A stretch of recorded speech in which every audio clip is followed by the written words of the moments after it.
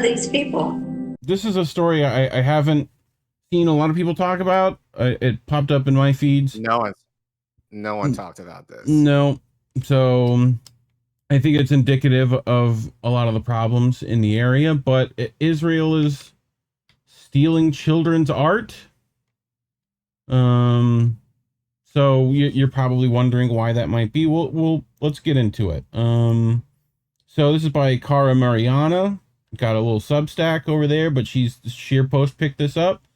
So this is, the Blue Gate IOF armored vehicles raid Ida camp, stolen art by anonymous child. So you're wondering where our thumbnail came from. But she writes, in Ramallah on the 6th of December, she met Saeed in Aida refugee camp in the first week in November when he gave me a tour of the crowded community in which he grew up. A young man, still in his 20s, Saeed works at one of the several cultural centers located in Aida camp.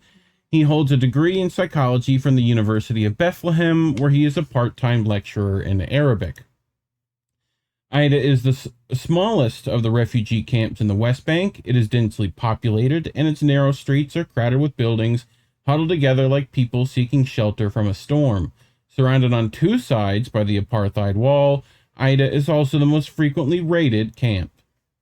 Down a narrow street near the entrance to the camp, a large blue gate is set into the concrete wall. It is from this gate that the IOF launches its raids into the camp.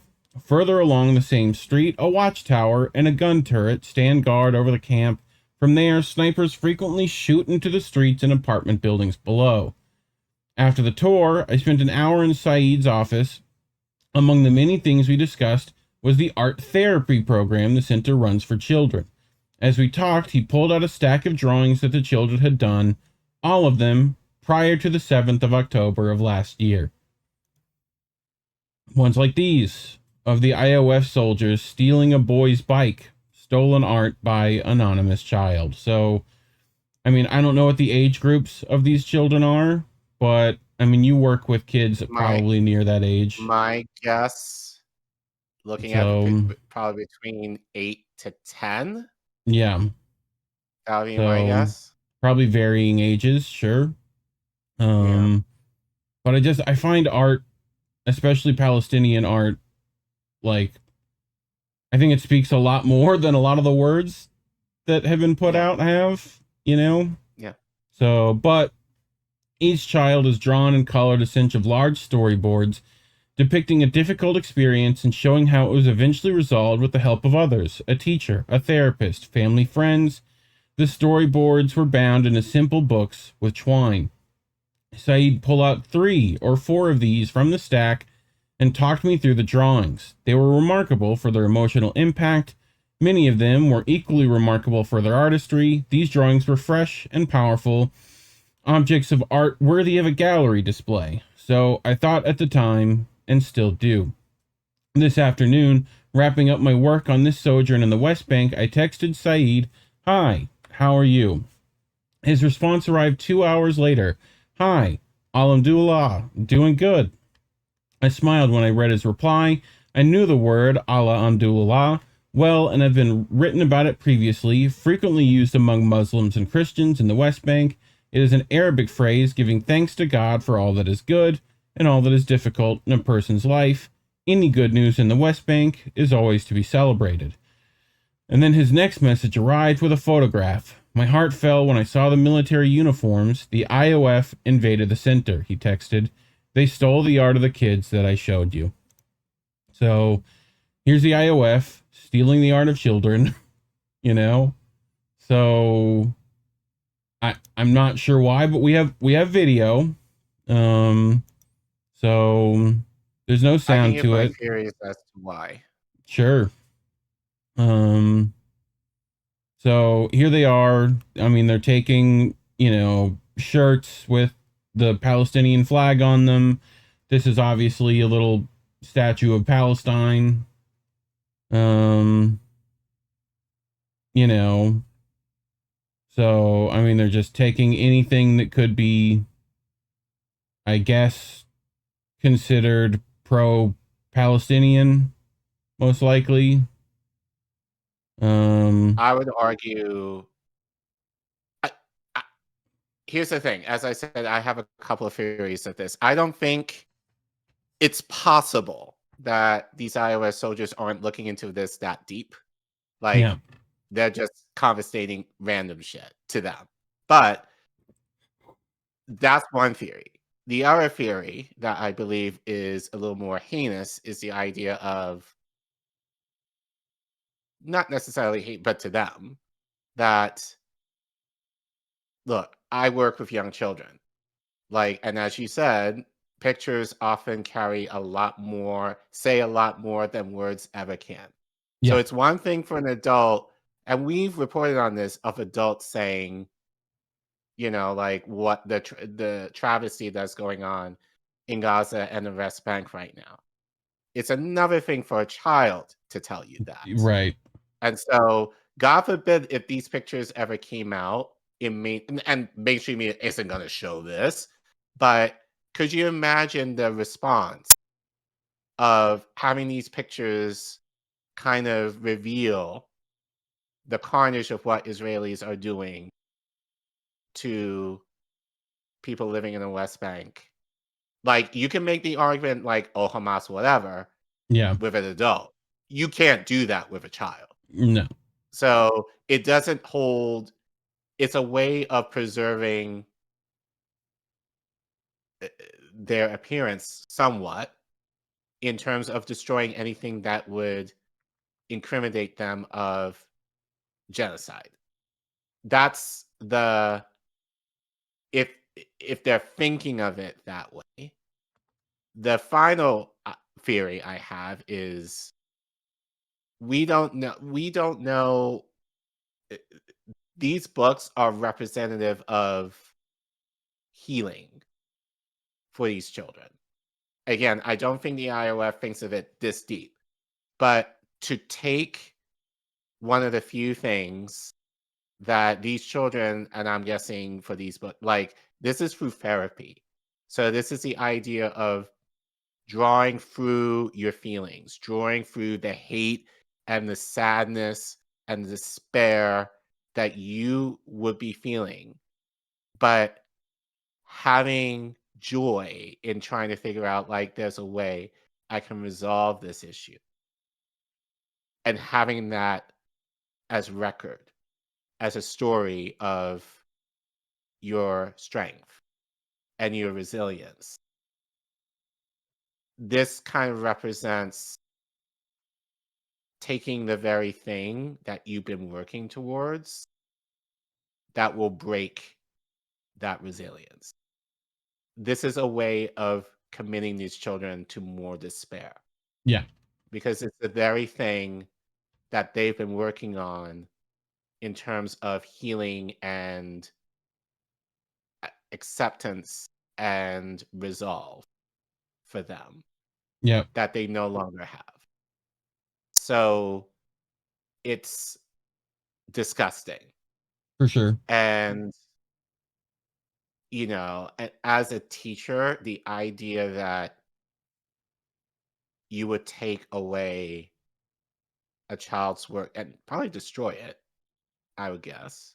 Like, and again, I don't think the iOS soldiers are thinking of it this way. They probably don't, but I mean, it's they have still to the know at idea some of, degree, like, well, maybe. I don't think they realize it's therapy. Like, this is not just pictures of drawing the bad guys. This they is the might, idea of, like, right, like, true, but I don't care about what they think. I care yes, more about what the kids think. right. That's the issue. And it's the idea, like, these bad guys took away my family, my home, my way of life, and they're taking the very thing that gives me some hope. Yeah. Like, Yeah, see, I mean, that's they're what it symbolizes. for sure. I mean, we've also talked about how, they seek to control children in Palestine far more than, I mean, there's only really children in Palestine at this point, Right. Because we've talked about this since last year. It's the idea of breaking the idea of any future leader that would lead a revolution against the Israelis. You let They one want ant stand up to us, then they all might stand up. Right.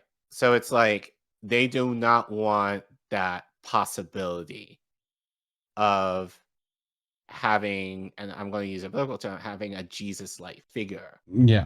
among the Palestinians to, right there, you know, right there in Jerusalem. Yep.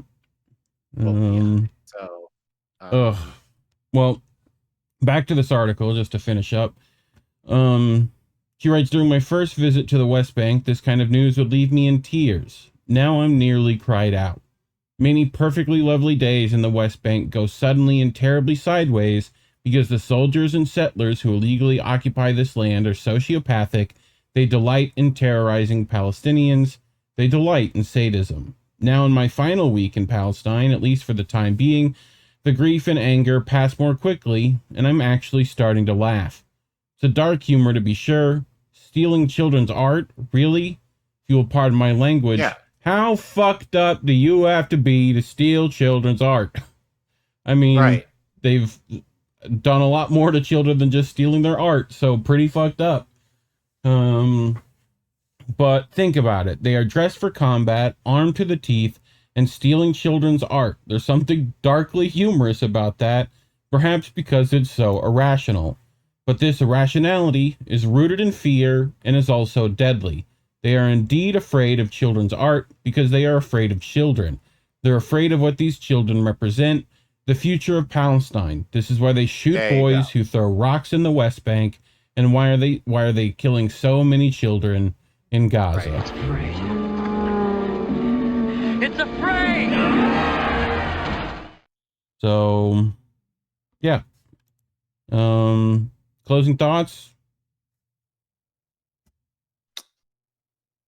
Do not stifle the words of children.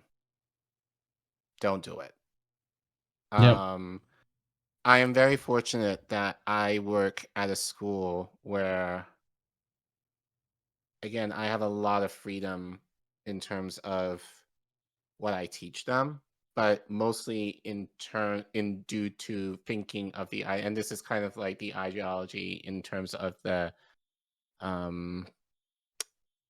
I don't want to say the curriculum, it's the idea of a person who created this teaching model is the idea of like children have agency in terms of their education. Meaning they should have a voice in terms of what is being taught.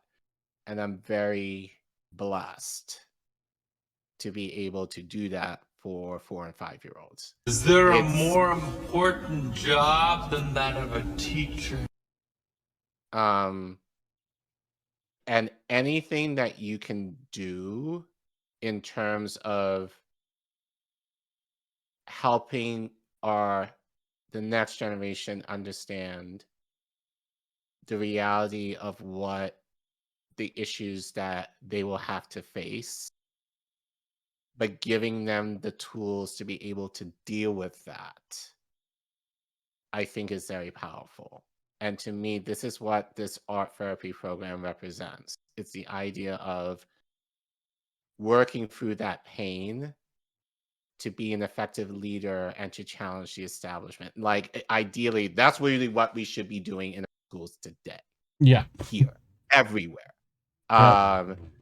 So, but yeah, the author is right. This is a way to destroy any potential uprising from Palestinians in the future.